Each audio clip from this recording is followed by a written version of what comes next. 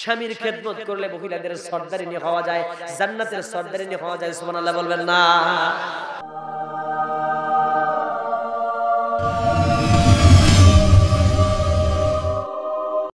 হযরত আলী কাররামাল্লাহু ওয়াজহু রাসূলের সামনে এসে থরথর করে কাঁপতেছেন আর বলছি, ইয়া রাসূলুল্লাহি, হয়তো আপনি কি বলবেন আমি বুঝতে পেরেছি। গত রাত্রিতে যা কিছু হয়েছে সব আপনাকে জিবরাইল আমিন বলে দিয়েছে। বলেন সুবহানাল্লাহ। ইয়া রাসূলুল্লাহি, তবে জেনে রাখেন আল্লাহর নবী বলে দিয়েছেন, কেউ যদি আমার মেয়ে ফাতেমাকে কষ্ট দেয়, সে যেন ফাতেমাকে কষ্ট দিল না, সে যেন বিশ্ব নবী আমার কলিজাকে, সে লোকজন আমার কলিজায় কষ্ট দিয়েছে। ফাতেমাকে কেউ কষ্ট দিলে রাসূলের বেশি কষ্ট হতে। বলেন সুবহানাল্লাহ। হযরত আলী বলে, ইয়া রাসূলুল্লাহ, কি সারা রাত জেগে জেগে ফাতেমা পানি নিয়ে দাঁড়িয়েছিলেন, আমি তো সেই জন্য আমি বুঝতে পেরেছি আপনি কষ্ট পেয়েছেন। ইয়া রাসূলুল্লাহ, আমি ফাতেমাকে বলি নাই দাঁড়ায় থাকার জন্য, কিন্তু ফাতেমা একাকী নিজে নিজে থেকেছে, আপনি আমার অপরাধটা maaf করবেন। হযরত রাসূল বলছেন, আলী রে, তুমি টেনশন করো না, আমার মেয়ে ফাতেমা গত রাত্রিতে যে আমলটা করেছে স্বামীর খেদমত করার কারণে, তোমার জন্য যে পানিটা নিয়ে আমার কলিজার টুকরা সন্তান ফাতেমা দাঁড়িয়েছিল, আল্লাহ রাব্বুল আলামিনের আরশ খুশি হয়ে গেছে।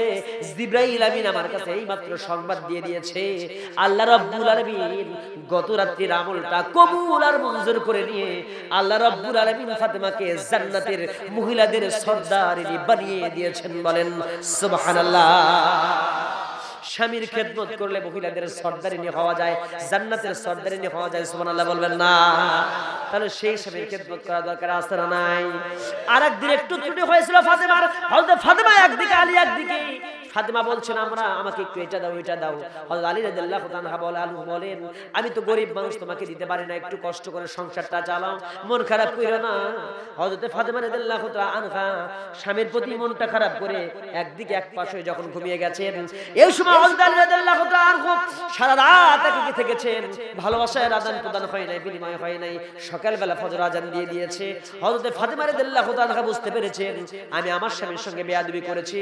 সকালবেলা উঠে বলছেন, প্রাণের স্বামীরে আমাকে maaf করবেন, আমার বেয়াদবি হয়ে গেছে, গত রাত্রিতে সারা রাত আপনার সঙ্গে আমি খারাপ আচরণ করেছি, কথাবার্তা বলে নাই, আমাকে maaf করবেন।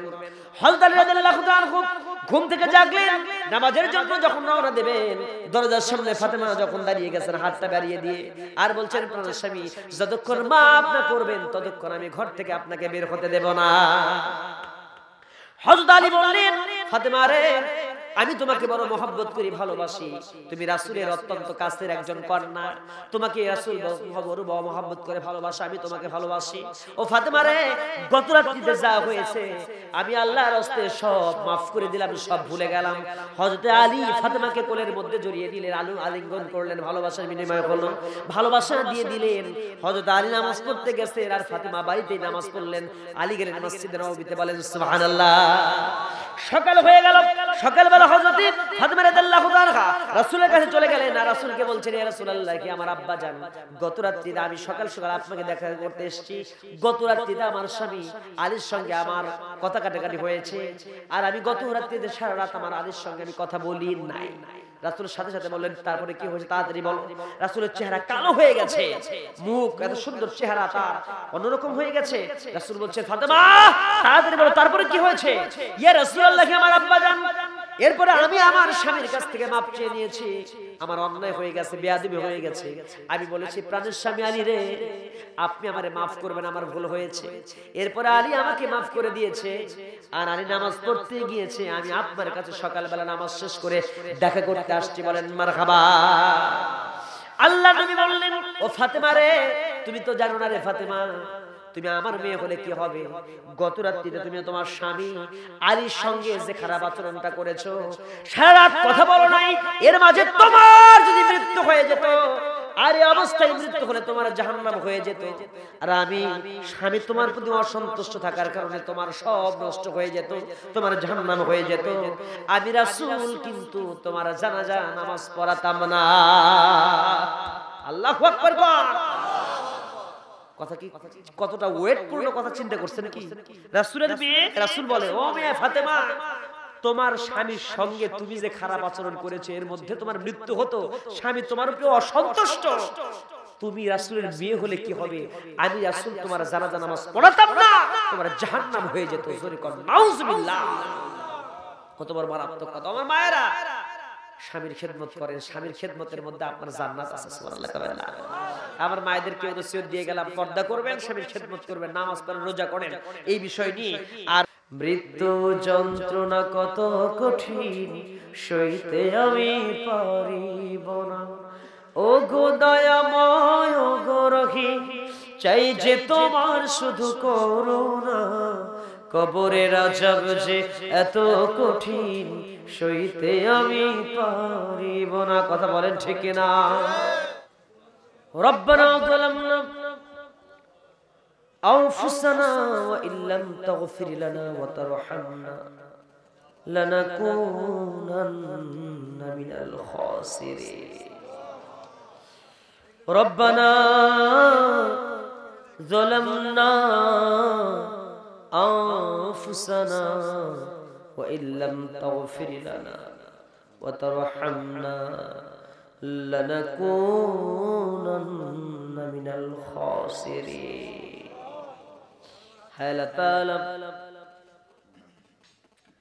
কান্দ্রা দুদুর মোড় গুচ্ছ গ্রামের মাঠ প্রাঙ্গণ অনুষ্ঠিত তৃতীয় বার্ষিকী বিশাল এই তাফসীরুল কোরআন মাহফিল থেকে গভীর রাত্রিতে তোমার হাজার হাজার তাওহীদি বান্দা বান্দিকে সাথে নিয়ে, গোরার বোঝা মাথায় নিয়ে, কাঙ্গাল ভিখারি বেশে তোমার শায়খি দরবারে দোকানে হাত পেতে দিয়েছে। আল্লাহ, হায় তাআলা, গুনার দিকে নজর দিও না, বান্দা মনে করে তুমি রহো, তামাম জিন্দেগীর সমস্ত গুনাহগুলোকে মাফ করে দাও।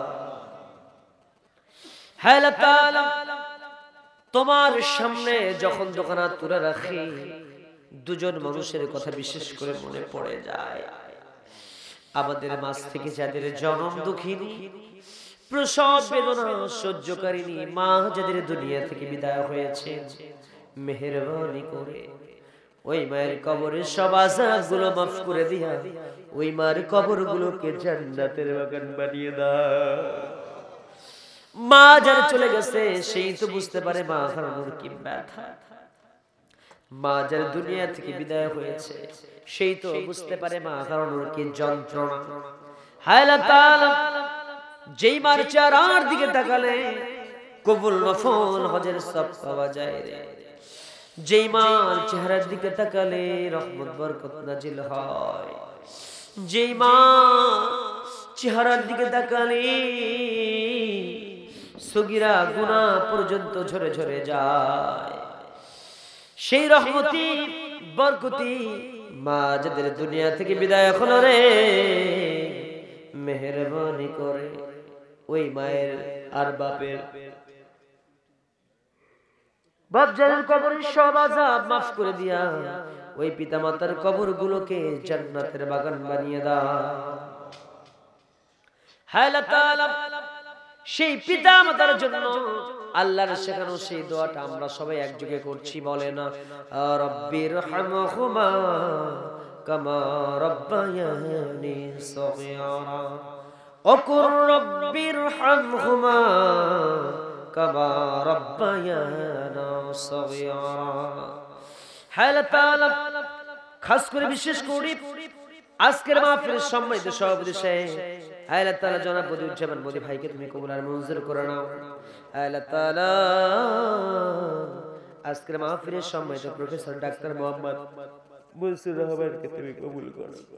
হায় আল্লাহ তাআলা, বদিউজ্জামান বদি ভাই পিতামাতার জন্য দোয়া চেয়েছেন, আল্লাহ তার পিতামাতাকে তুমি আল্লাহ কবরের আযাব মাফ করে দিয়ে কবরটাকে তুমি জান্নাতের বাগান বানিয়ে দাও। হায় আল্লাহ তাআলা, খাস করে মেহেরবানি করে বিশেষ অতিথিবৃন্দ যারা আছেন আল্লাহ প্রত্যেককে তুমি কবুল করো। আলোচনা করেছেন মাওলানা বশির রহমান কারি, মাওলানা আব্দুর রাজ্জাক সাহেব, তুমি কবুল আর মঞ্জুর করে নাও।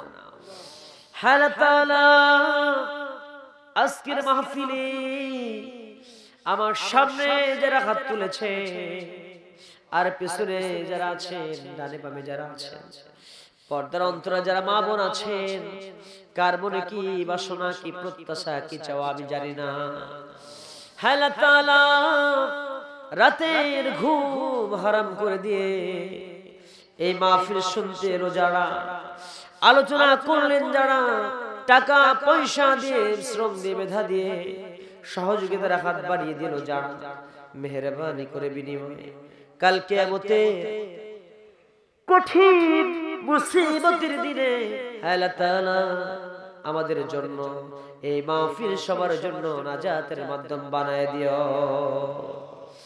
لا تدع لنا جما إلا غفرته ولا هما إلا فرجته ولا دينا إلا قضيته ولا مريضا إلا شفيته ولا مجاهدا في سبيلك إلا نصرته ولا حاجة من حوائج الدنيا والآخرة।